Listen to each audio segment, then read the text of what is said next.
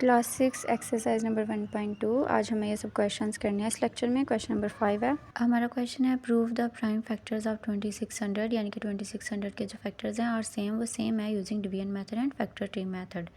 इसको डिवीजन और factor tree method दोनों तरीक़ों से करना है। सो फर्स्ट हम इसको कर लेते हैं।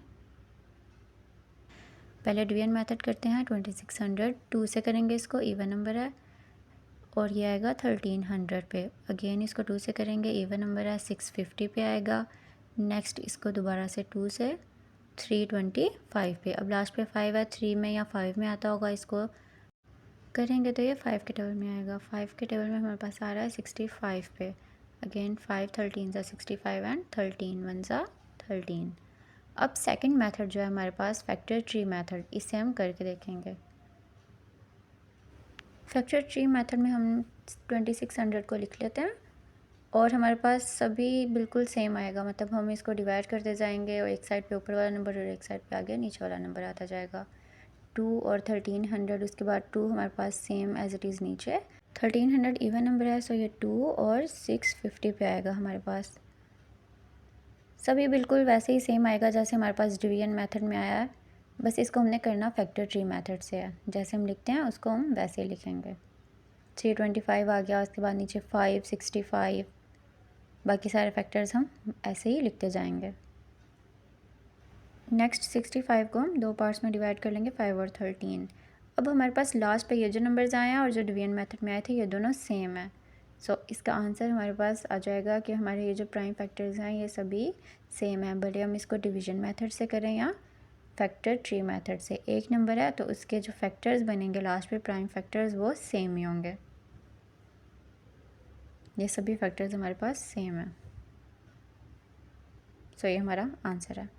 नेक्स्ट क्वेश्चन है हमारे पास, I am a product of 3 different prime factors, यानी कि एक नंबर है जो कि हमें बता रहा है कि मैं 3 नंबर्स को मल्टीप्लाई करके आता हूँ, उसको हम पी लिख लेते हैं, प्राइम फैक्टर। सो 3 पी हैं जिनको मल्टीप्लाई करें तो हमारे पास वो नंबर आता है जो कि हमारा आंसर है। नेक्स्ट हिंट उन्होंने हमें क्या दिया, माई ग्रेटेस्ट नंबर इज़ 13, यानी कि सबसे बड़ा जो उसका प्राइम नंबर है वो 13 है और लास्ट पे हमारा आंसर है। नेक्स्ट है आई एम बिटवीन 100 एंड 200, यानी कि जो हमारा आंसर है वो 100 और 200 के दरमियान में आ रहा है, यानी कि 100 और उसके दरमियान साइन बना लेते हैं और 200। हु एम आई, सो हमने फाइंड करना है कि ये जो दो प्राइम नंबर्स हैं ये कौन कौन हो सकते हैं। सबसे पहले हम प्राइम नंबर्स लिख देते हैं जो कि 13 से छोटे हैं हमारे पास सभी, क्योंकि सबसे बड़ा तो 13 है, बाकी जो छोटे हैं 1 2 3 5 7 और 11। लास्ट पे हमारे पास 13 आ गया। अब 13 तो इसका फैक्टर है ही, बाकी हमने दो प्राइम फैक्टर्स फाइंड करने हैं।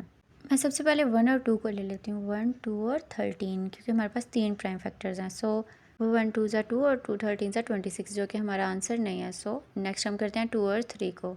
2 ले लिया और 3 ले लिया, 2 3 ज़ा 6, 6 को अब हम 13 से मल्टीप्लाई करके देखते हैं। 13 6 ज़ा 6 3 ज़ा 18, 8 लगा 1 कैरी, 6 1 ज़ा 6 और 7 78। ये भी हमारे पास 100 से छोटा आ रहा है, सो ये भी हमारा आंसर नहीं है। नेक्स्ट हम ले लेते हैं 3 और 5 को और लास्ट पे हमारा 13 एज इट इज़ रहेगा। 3 5 ज़ा 15। अब 15 और 13 को मल्टीप्लाई करके देख लेते हैं। सबसे पहले 3 को करेंगे दोनों के साथ, 3 5 ज़ा 15, 5 लगा 1 कैरी, 3 1 ज़ा 3 और 1 4। अब 1 को करते हैं, 1 5 ज़ा 5, 1 1 ज़ा 1 5 9 1 195। सो ये 100 से बड़ा है और 200 से छोटा है, तो ये हमारा आंसर है। नेक्स्ट मज़ीद हम करके देख लेते हैं, 5 और 7 को करके देख लेते हैं। सो 5 और 7, अब इनको करेंगे साथ 13 करेंगे तो ये बहुत बड़ा हमारे पास जो है आंसर आ जाएगा। हम करते हैं 5 और 2 को,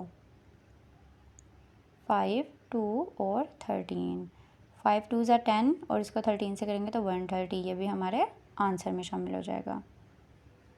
नेक्स्ट हम 7 और 2 को करके देख लेते हैं। 7 2 और 13 हमारे पास लास्ट पे वही फैक्टर रहेगा। 7 2 ज़ा 14, अब 14 और 13 को मल्टीप्लाई करके देख लेते हैं।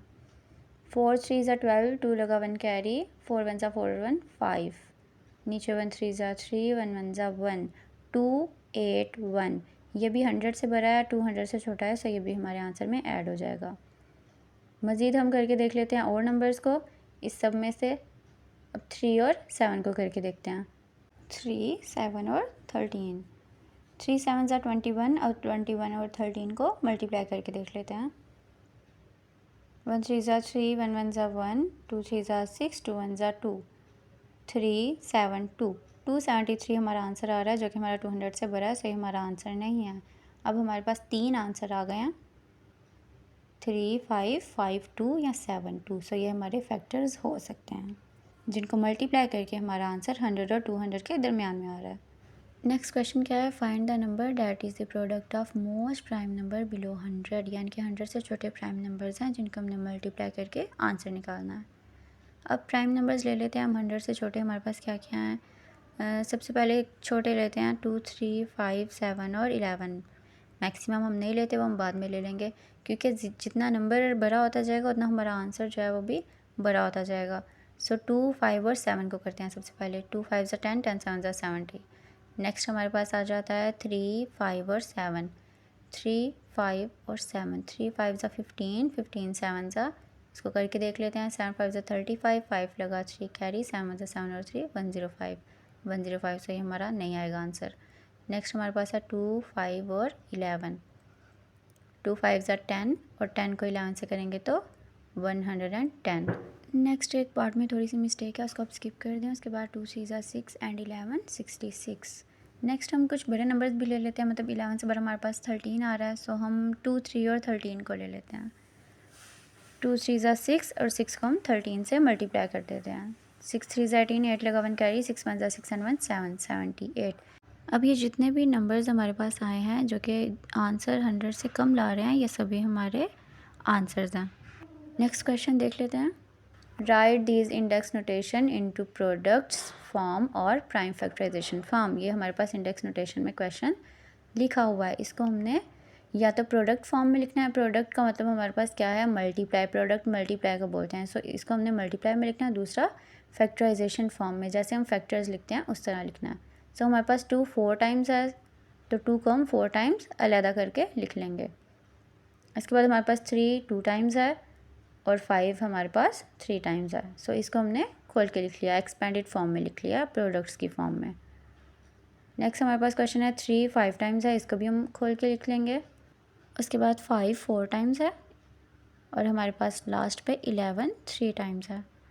इन सभी क्वेश्चंस को हमने ऐसे ही लिख लेना है, एक्सपेंडेड फॉर्म में इन सबको खोल के लिख लेना है। इस तरह हमारे जितने भी क्वेश्चन इंडेक्स फॉर्म में हैं, इसको हम एक्सपेंडेड फॉर्म या हमारे पास प्रोडक्ट फॉर्म है या फैक्टराइजेशन फॉर्म है, इनमें हम चेंज कर सकते हैं इनको ओपन करके। 5 6 टाइम्स है, तो इसको हमने लिख लिया। उसके बाद 7 3 टाइम्स है और इसके साथ 11 3 टाइम्स है। इसी तरह लास्ट पे हमारे पास ये क्वेश्चन है, ये इस एक्सरसाइज का लास्ट क्वेश्चन है, इसको भी हम एक्सपेंडेड फॉर्म में प्रोडक्ट फॉर्म में लिख लेंगे। बाकी जो हमारी एक्सरसाइज नंबर 1.3 है वो हम नेक्स्ट लेक्चर में करेंगे। उम्मीद है आपको सारे क्वेश्चंस की समझ आ गई होगी। और यहाँ पे हमारी एक्सरसाइज 1.2 कंप्लीट हो गई है।